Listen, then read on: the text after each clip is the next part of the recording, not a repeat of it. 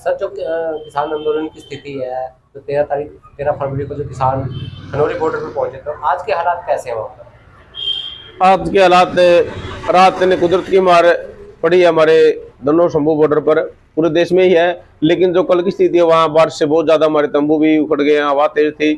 तो आज की स्थिति ये है, जो हमारे साथी शुभगण हैं जो शहीद हुए थे, उनका संस्कार हुआ था 3 दिन पहले, और आज उनका भोग है।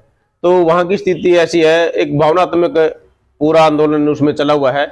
और जो हमारे एक साथी थे, हरियाणा सरकार ने उस जो ट्रैली से उठाकर ले गए थे 21 तारीख को, उसको मैं कहूँगा हरियाणा सरकार के गुंडे वो किडनैप करके ले गए थे। बोर में उसका मुंह बांधकर उसको लठों से मारा गया, 3 जगह से उसका जबाड़ा तोड़ा गया, 21 टांगे उसके सिर में है, दोनों टांग ऐसे जैसे कोई दुश्मन भी नहीं ऐसा करता, उसकी टांग पे टांग धर के उसको दोनों टांग तोड़ने का काम किया है।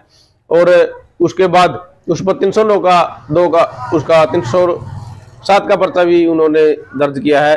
और उस भाई का इलाज करवाने के लिए हरियाणा सरकार ने बिल्कुल ढिलाई बरती ताकि उसकी मौत हो सके।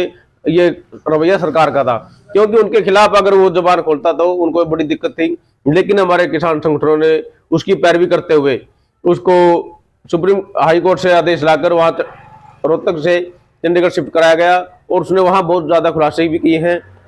और हमारी एक मांग थी, जब तक हरियाणा सरकार के ऊपर FIR दर्ज नहीं होती, चाहे वो शुभकर्ण का मामला था उसमें FIR दर्ज हुई, और आगे भी हमारी जो रणनीति है किसान संगठनों के जो हमारे आगू नेता, उन्होंने कहा है कि जो प्रीतपाल के साथ हरियाणा सरकार के गुंडों ने किया है उनके खिलाफ भी हम जाके आने वाले दिनों में जैसे जैसे उसके बयान आएंगे, हमारे साथी प्रीतपाल के जो चंडीगढ़ में, वो खुलासे करेगा जैसे उसका जबड़ा टूटा हुआ है, उसके हिसाब से वो जैसे जैसे ठीक होएगा वो अपने बयानों में सारी सच्चाई बताने का काम करेगा, और आने वाले दिनों में उन पर भी कार्रवाई कराने का काम करेंगे। कहीं ना कहीं सूचना मिलती भी, कुछ जो किसान है वो भी गायब है, उनका भी पता नहीं चल पा रहा, तो उसको लेकर आप क्या कहेंगे? नहीं, हमारा जो पंजाब के आगू नेता और हरियाणा के आगू नेता अभिमन्यु कुमार जी चाहे दिल्लीवाल साहब है, तो उन्होंने अपने अपने जिला वाइज ब्लॉक वाइज की टीम को एक आदेश दे रखा है कि किसी गांव में जाकर ये पता करो कि भाई कोई अपना साथी गुम तो नहीं।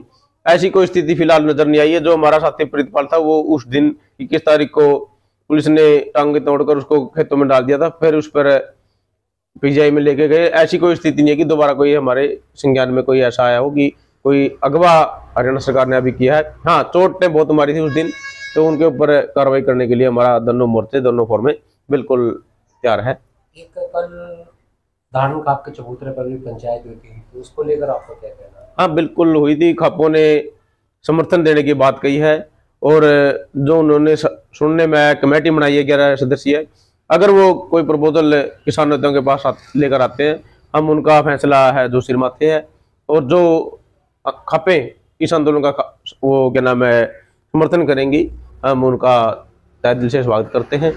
और जो खाप नेता ने ये कल ये बोला भी है, जो आंदोलन चला हुआ हमारा खनौरी बॉर्डर पर, शंभू बॉर्डर पर, उन्होंने ये कहा है कि जो फैसला यहाँ दोनों बॉर्डरों पर लिया जाएगा हम उनको मान्य रखेंगे। क्या लगता है, जैसे इलेक्शन भी नजदीक है, तो कहीं ना कहीं क्या सरकार चाहती है भी जो आचार संहिता लागू की है उसके बाद देखो, सरकार की मंशा मैं कहता हूँ ये है कि ये आंदोलन लंबा चले, लेकिन हमने भी किसान आंदोलन के आगू नेताओं ने भी एक ठान लिया है, चाहे 2024 की आचार संहिता लगे, चाहे 2029 की लगे, चाहे आगे 2032 की लगे, इस बात से कोई फर्क नहीं पड़ता, आंदोलन एज इट इज चलता रहेगा।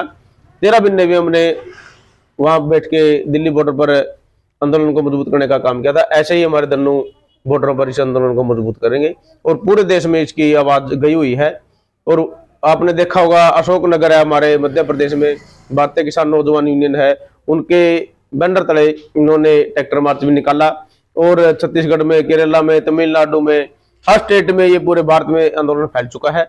तो मैं कहना चाहता हूँ ये आंदोलन को दबाया नहीं जा सकता, सरकार दबाने की कोशिश कर रही है, लेकिन हरियाणा और पंजाब और निचली स्टेटें हमारी, चाहे उत्तर भारत है, चाहे मध्य भारत है, चाहे साउथ का है, तो सभी स्टेटों में ये आंदोलन फैल चुका है। और सरकार को झुकना पड़ेगा। अगर इस टाइम नहीं झुकती तो आने वाले टाइम में किसानों को एक फैसला है किसान का कि सरकार से हमारी मांगे मनवा के उठेंगे। जो किसान है, जो इलेक्शन को किस रूपरेखा में लेकर जाएंगे, भी क्या इलेक्शन में? देखो, हमारा एक आंदोलन का वो है, अगर बीजेपी हमारी मांगों को नहीं मानती, हम उनका विरोध भी करेंगे आने वाले टाइम में, चाहे लोकसभा का चुनाव हो, चाहे विधानसभा का चुनाव है।